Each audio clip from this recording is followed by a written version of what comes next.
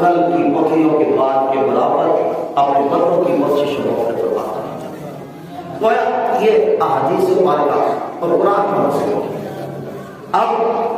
میں ساتھ ساتھ فرمائش بھی پوری کرتا چلوں گا۔ اب یہ توبہ اس عجیب اور بنتے رات رب کائنات میں